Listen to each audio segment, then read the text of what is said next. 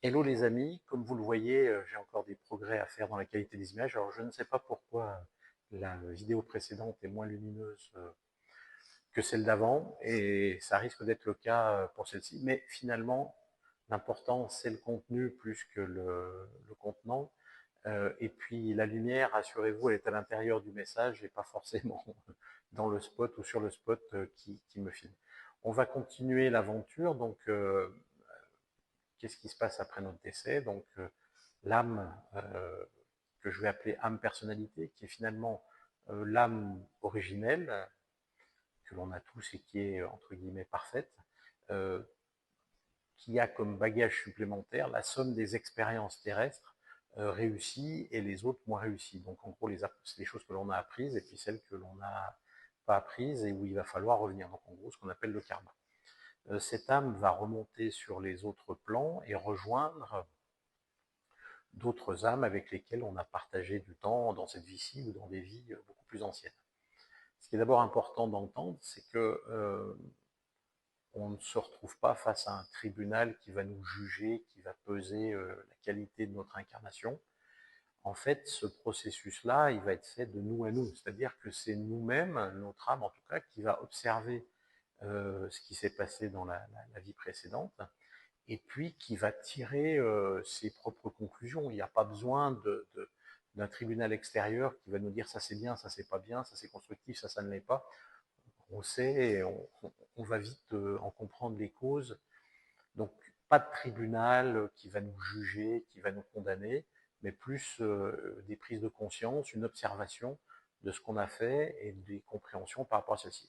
Pour ce processus, on est accompagné par des âmes beaucoup plus élevées qui vont nous aider à tirer les conclusions et puis aussi nous apprendre ce que comment on aurait pu faire autrement, quels sont les outils qu'on aurait pu utiliser, etc., etc. Petite anecdote, je vous ai parlé de ma maman dans la vie précédente, qui n'a pas une vie complètement lumineuse et toujours facile, mais qui avait surtout une passion pour l'enseignement.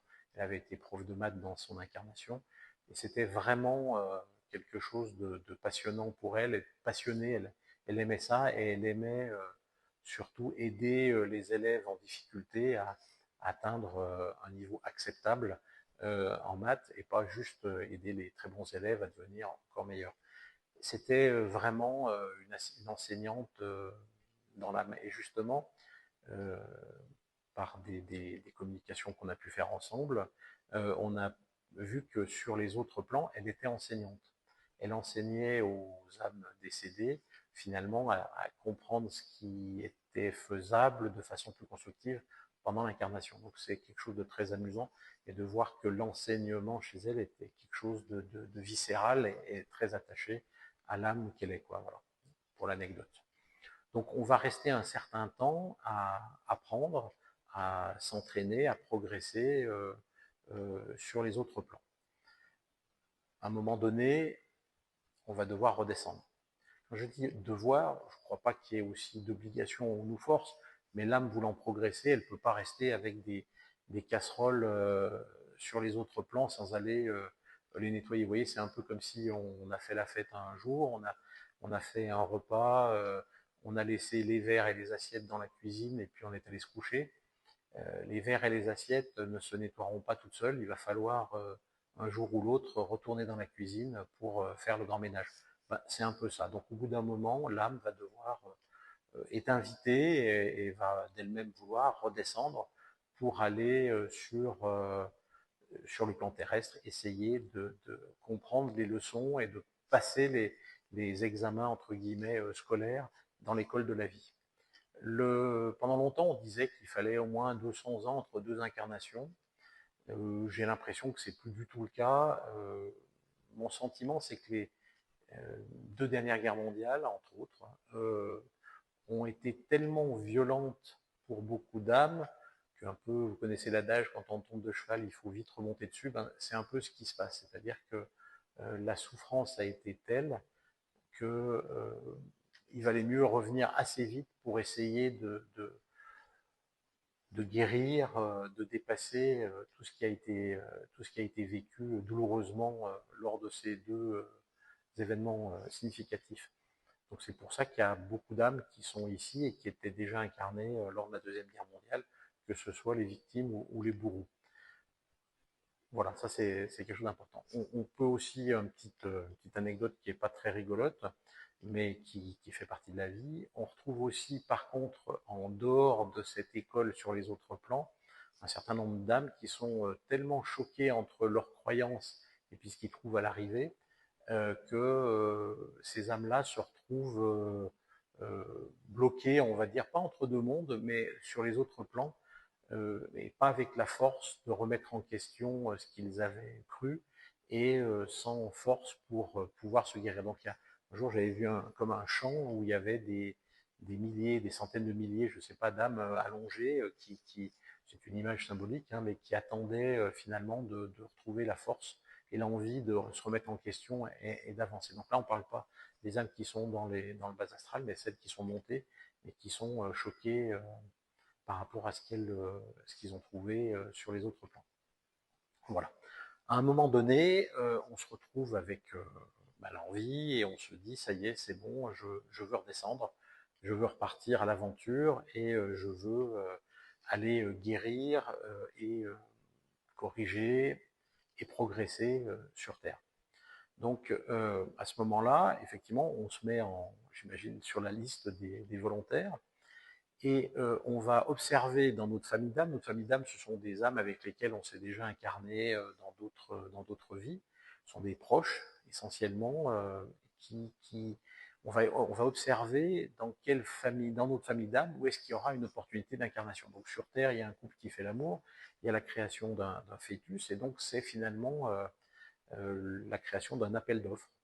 Hello, là il y a une opportunité d'incarnation, qui est-ce qui est intéressé?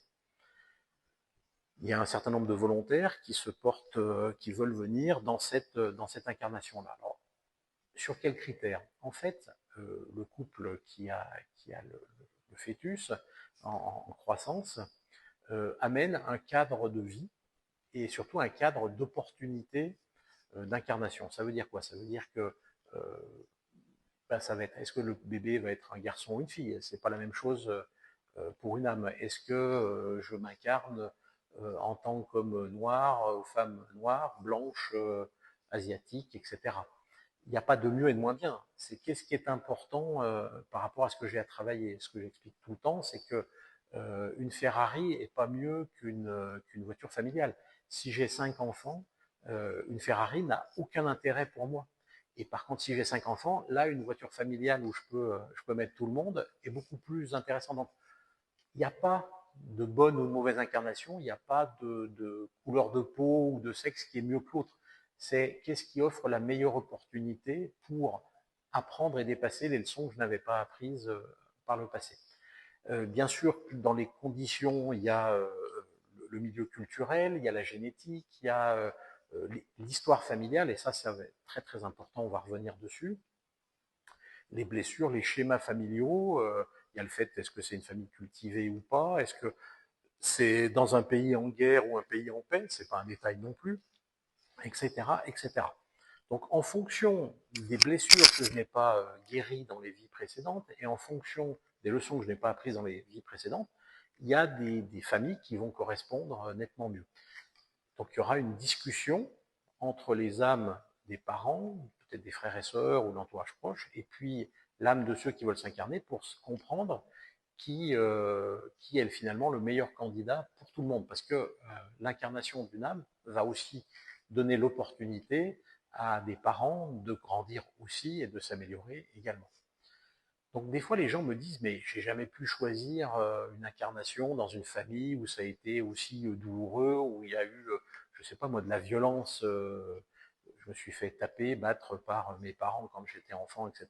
Comment je vais choisir ça? Bah si, on peut choisir ça, non pas comme une incarnation facile, mais simplement si dans une vie précédente j'ai moi-même été violent ou violente avec mes enfants, ben, ça serait peut-être bien de m'incarner dans une famille violente pour comprendre quelle est l'incidence de ce genre de comportement. Il y a aussi, par exemple, j'ai déjà été violenté dans une autre vie et je me suis toujours positionné en victime derrière, où j'ai reproduit le schéma par la suite.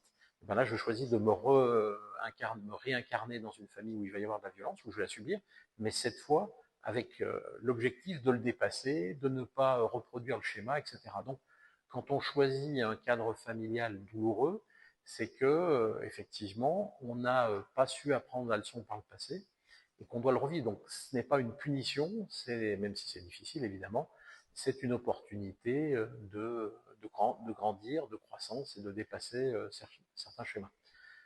Pourquoi c'est si important ça? C'est que je lis, j'entends souvent que je dois faire un travail pour guérir ma lignée familiale parce que quelque part, la faute vient de nos parents ou de nos ancêtres.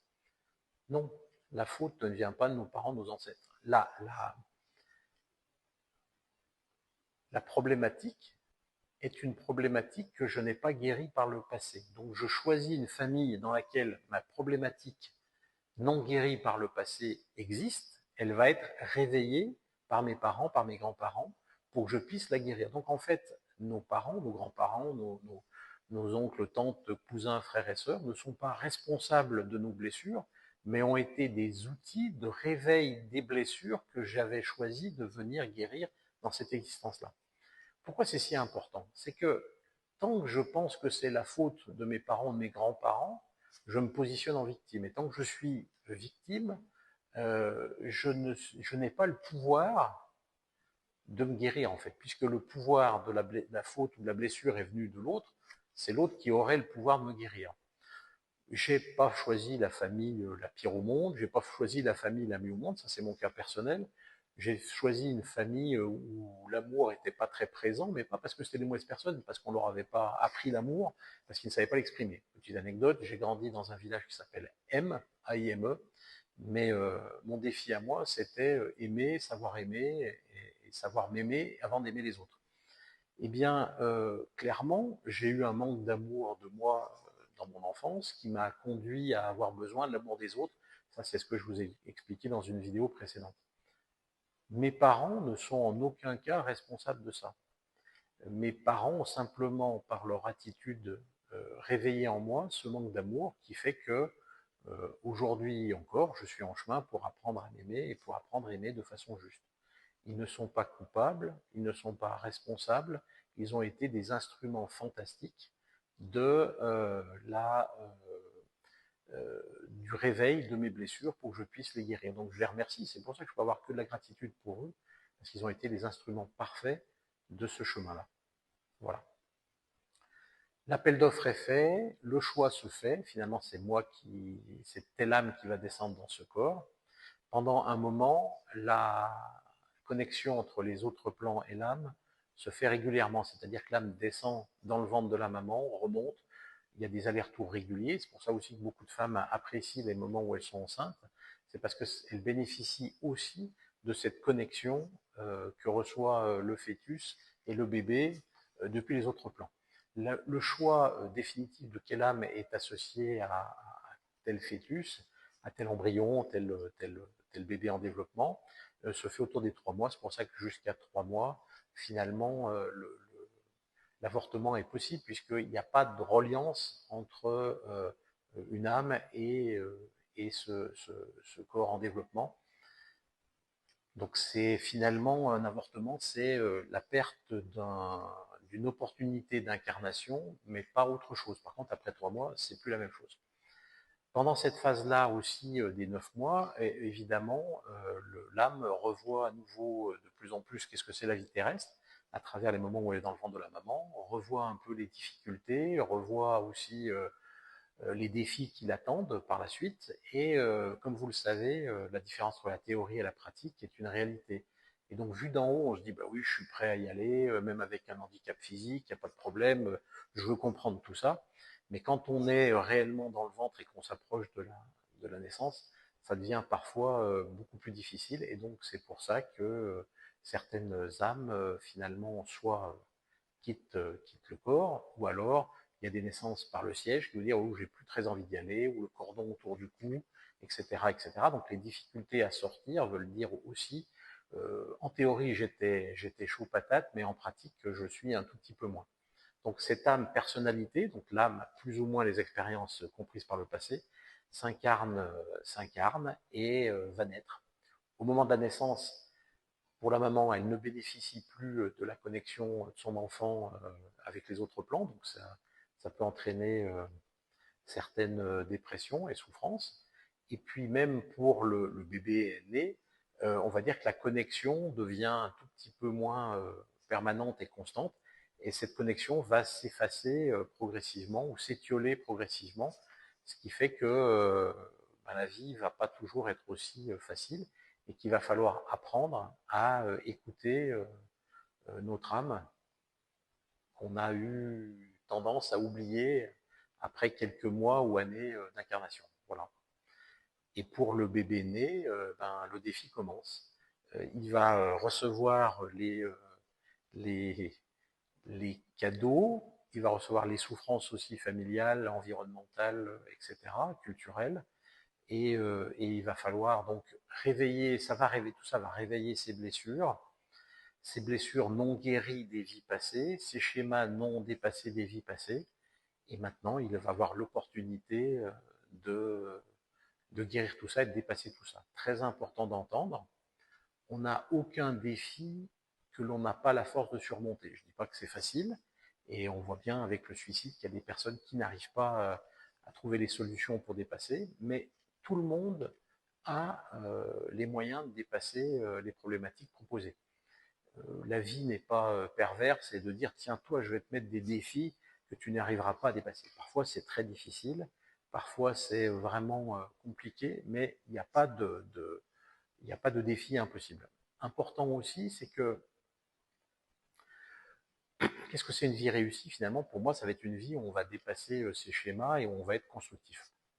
Et je prends souvent l'exemple dans des conférences, si vous prenez un prince moyen-oriental richissime qui va passer toute son existence à dépenser cet argent pour avoir un bateau un peu plus grand, une voiture, ou une 8e ou une 10e voiture, une 20e propriété. Comme ça, on aurait l'impression qu'il a une réussite matérielle, parce qu'il fait plein de choses dans la vie, mais à mon avis, il échoue complètement dans sa vie.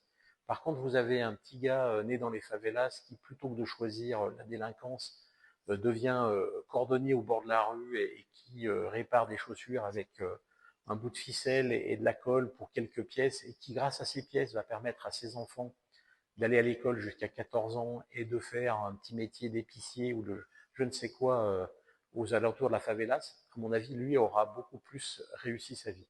Et ça, c'est important. Donc, regardez bien pour vous, qu'est-ce que c'est l'objectif de votre vie et qu'est-ce que ça sera une vie réussie au moment où vous partirez.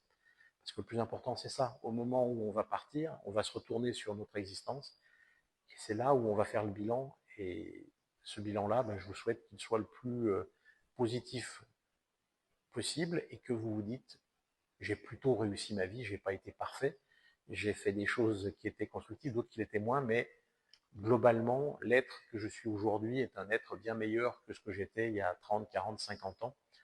Et donc, je peux tirer un bilan positif de mon existence. Voilà.